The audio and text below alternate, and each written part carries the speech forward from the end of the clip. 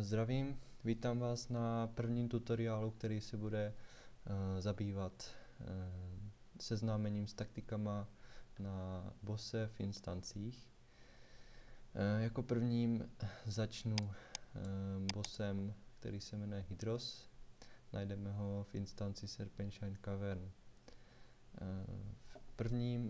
První věcí, kterou začnu, je, že si najdu na stránku Boss Killers. Tak, tady ho máme.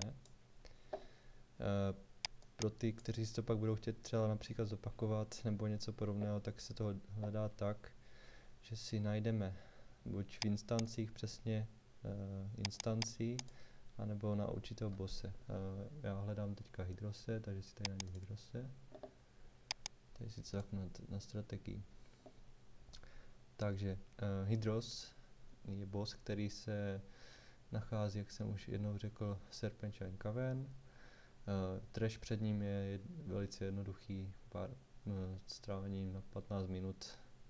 Teďka co se týče bosse, boss má dvě fáze. První fáze je Frost, kterou vidíte tady na tom obrázku. Ve Frost fázi musí být připravený Frost tank, který má v sobě Frost gear. Pak ještě je Nature fáze. Nature fáze vypadá takto. Tady je Nature, jo. Co se týče věcí, které dělá vlastně ten samotný boss, tak najedu si tady dole, tak bossový ability. První abilita je tady to Markov Hydros. Markov Hydros je abilita, která se stakuje s každou fází. Jak vidíte je tady první stack 10%, pak 25%, pak 50%, 100%, 250%. Je to vlastně extra damage, který dává do tanka. Čili na 5. marce se vlastně se předělává jakoby přes takovou pomyslnou čáru do Nature. K tomu se vrátím ale později. Další Watertomba. Watertombu dává zase pouze ve Frost fázi a je to vlastně abilita, která stune hráče na 4 sekundy a dává mu damage celkem dost velký. Je potřeba, aby si ten člověk, který má tu Watertombu, zakřičel o heal. Dostane pak heal, pak není problém. Pak je tady ještě Vile Sludge, to je abilita, kterou dává pouze v Nature. A je to celku zanedbatelná dotka, která dává za 500 damage. No, vrátím se zpátky k tomu, jak to vlastně vypadá. Takže nejlepší složení raidu je vždycky 4 tanci, minimálně. TDIčka jakožto my dáváme 7 healů, maximálně 8, 9 je podle mě přehnané. A pak zbývající jsou DPS. Co se týče toho, tak půl začíná vlastně tak, že všichni stojí tady na té plošince. Tank, který naběhne tady sem a postupně si začne pulovat tady ty chodící ady, nabírá si tím agro. Po nabrání agra spěchá tady sem do středu, kde je připravený boss. Teďka si jdu tady dole. Tady máme takový obrázek pěkný.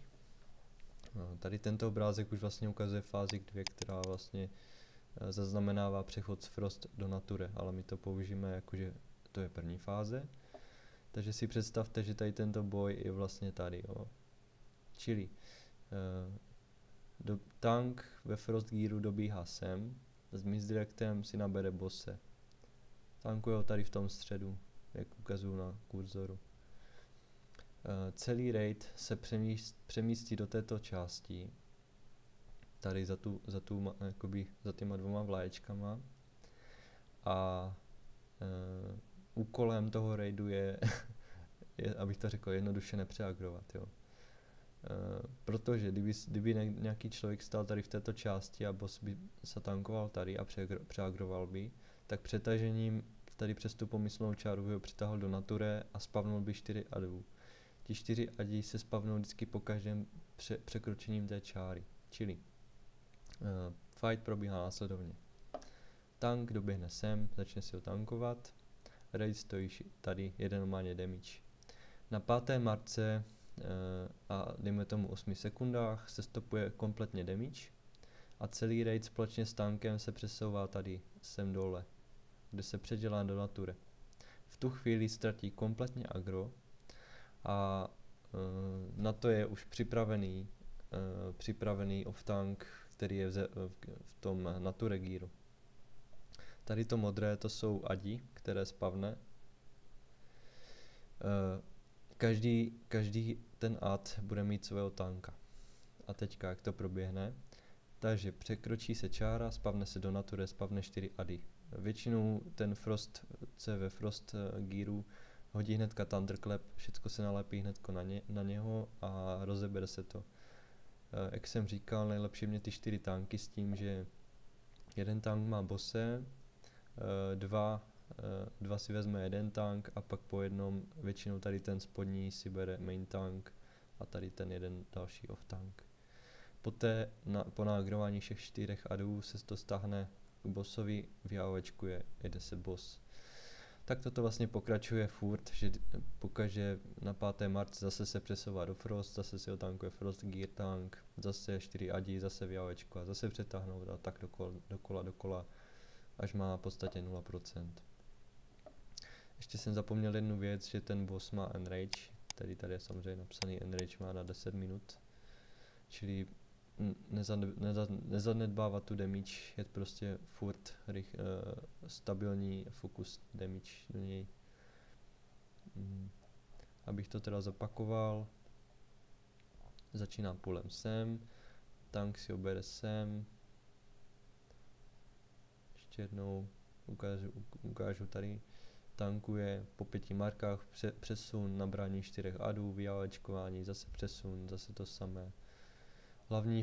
Hlavní funkcí, aby se celý raid přesouval společně s těma tankama na ty strany, kde právě tankují, aby kdyby náhodou se stalo, že někdo přeagruje, tak to nešlo přes tu čáru, ale stál prostě tady na té straně, kde se tankuje. No. Já myslím, že to je všechno.